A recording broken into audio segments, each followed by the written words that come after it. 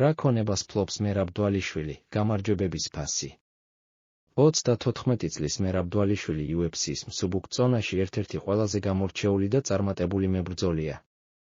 2024 წლის სექტემბერში ის ჩემპიონი გახდა, ხოლო 2025 წლის მაისში უკვე მეორედ წარმატებით დაიცვა ტიტული. ფინანსური წარმატებაც მალე მოყვა სპორტულს.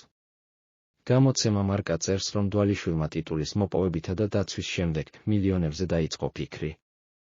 UFC 306-ზე გამარჯვებისთვის მერაბმა მიიღო $500,000 საბაზისო ანაზღაურებად, ბონუსებთან ერთად კი ჯამში $1.43 მილიონი.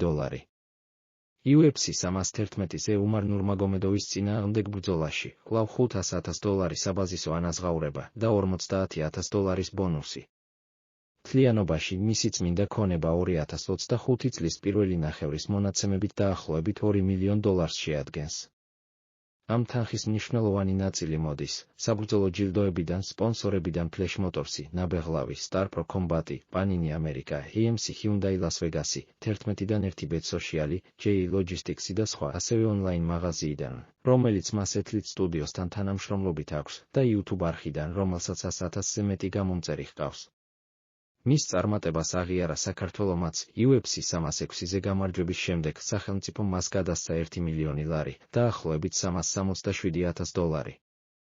ბოლო 2025 წლის გამარჯვება UFC 316-ზე ჯერ არ არის დათვლილი, თუმცა არაოფიციალურად ვარაუდობენ, რომ დვალიშვილმა მინიმუმ $800,000 გამოიმუშავა.